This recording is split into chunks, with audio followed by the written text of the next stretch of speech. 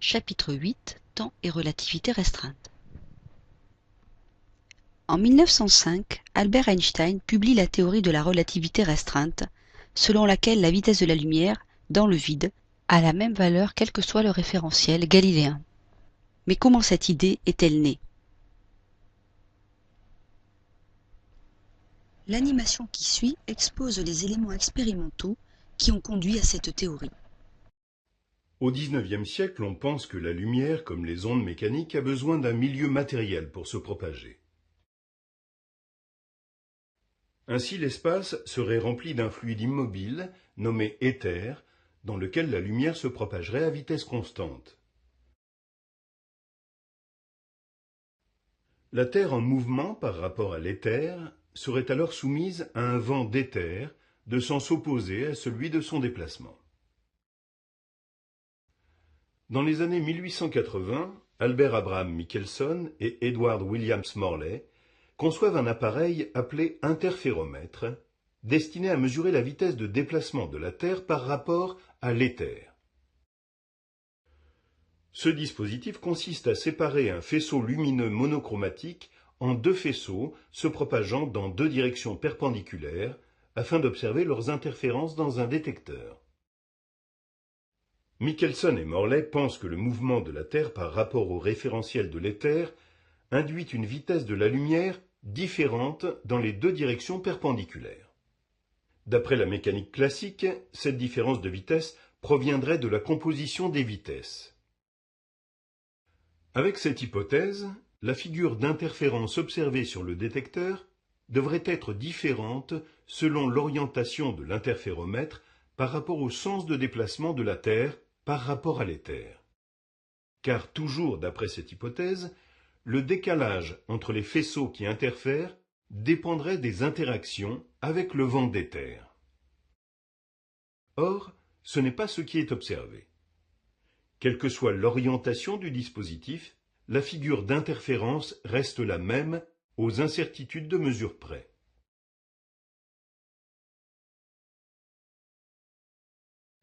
En 1905, Albert Einstein propose d'abandonner la notion d'éther et publie la théorie de la relativité restreinte, selon laquelle la lumière se propage dans le vide avec une vitesse indépendante du référentiel.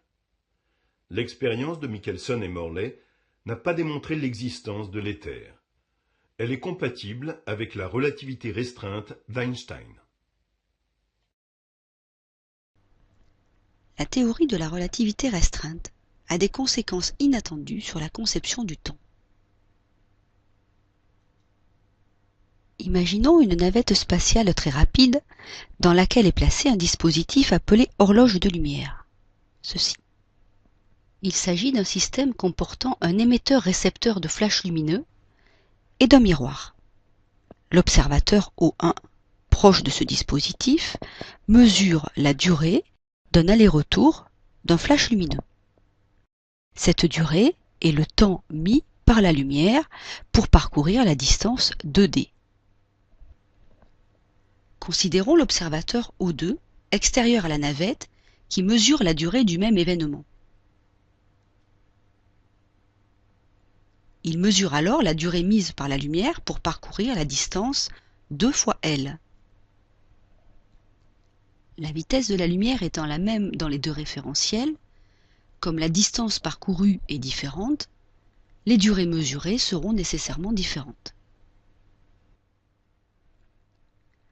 Nous allons rechercher la relation entre les durées mesurées d'une part par O1 dans le référentiel de la navette et d'autre part par O2 dans le référentiel lié au sol. Ces deux référentiels seront considérés galiléens. Les événements considérés sont l'émission et la réception d'un flash lumineux après un aller-retour dans l'horloge. C'est la durée qui sépare ces deux événements que nous souhaitons mesurer. En note C, la vitesse de propagation de la lumière dans le vide. On suppose évidemment que tout cela se fait dans le vide. Nous allons exprimer ΔTP, appelé temps propre, la durée qui sépare les deux événements, donc émission et réception d'un flash lumineux, dans le référentiel de la navette. Ce temps est appelé temps propre parce qu'il est mesuré avec une horloge proche des deux événements. On peut écrire que c, la vitesse de la lumière dans le vide, est égale à 2d, la distance parcourue par le flash lumineux, divisé par delta Tp, le temps mis pour faire cet aller-retour. Ainsi, delta Tp égale 2d divisé par c. Exprimons maintenant la durée delta Tm, durée donc de l'aller-retour du flash lumineux, dans le référentiel lié au sol, c'est-à-dire avec une horloge qui est en mouvement par rapport aux événements. On notera petit v, la vitesse de déplacement de la navette dans le référentiel lié au sol, donc lié à O2. Petit l est la distance parcourue par la navette pendant l'aller du flash, depuis l'émetteur jusqu'au miroir. Dans le triangle rectangle de côté petit d, grand L, petit l, on peut écrire la relation de Pythagore, petit l au carré plus petit d au carré égale grand L au carré.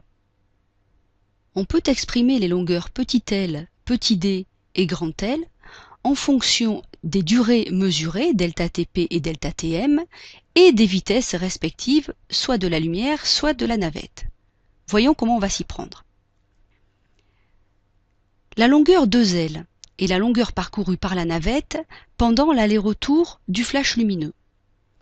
Puisque c'est la longueur parcourue par la navette, on peut l'exprimer en fonction de la vitesse de la navette et de la durée mesurée dans le référentiel O2. 2L est donc égal à petit v fois delta Tm.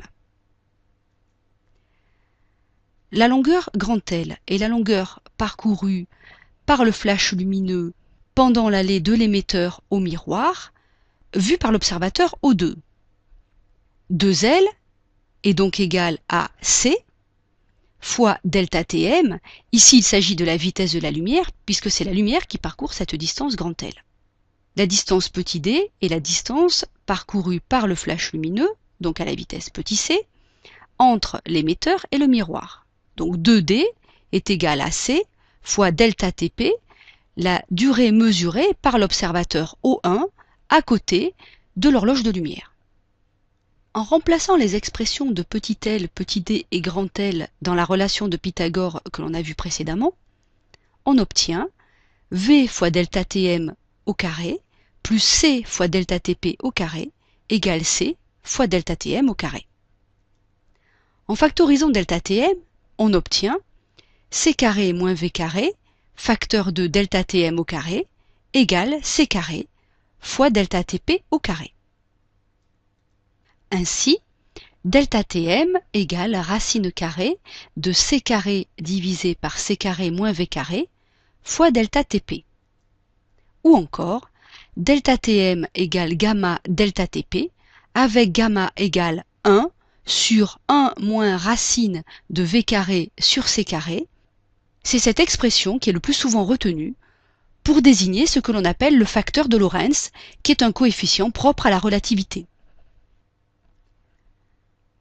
Résumons donc ce que nous venons de voir.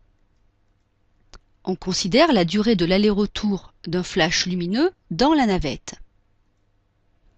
Dans le référentiel de la navette, cette durée est appelée durée propre, notée delta Tp, car elle est mesurée avec une horloge proche de l'événement et immobile par rapport à cet événement. Dans le référentiel lié au sol, cette durée est appelée durée mesurée et notée delta Tm. On l'appelle durée mesurée parce qu'elle est mesurée avec une horloge en mouvement relatif par rapport à l'événement. Delta Tm est égal à gamma delta Tp. Gamma est égal à 1 sur racine de 1 moins v carré sur c carré. Gamma est appelé le facteur de Lorentz. Il est supérieur à 1. Pourquoi? Parce que la vitesse v de la navette est toujours inférieure à celle de la lumière. Donc ici, le rapport v carré sur c carré est plus petit que 1, ce qui fait que le dénominateur de ce coefficient est toujours plus petit que 1. Donc le coefficient est plus grand que 1. La durée mesurée est supérieure à la durée propre. Si V est très inférieur à C, alors V carré sur C carré est très proche de 0 et le dénominateur du coefficient de Lorentz est proche de 1.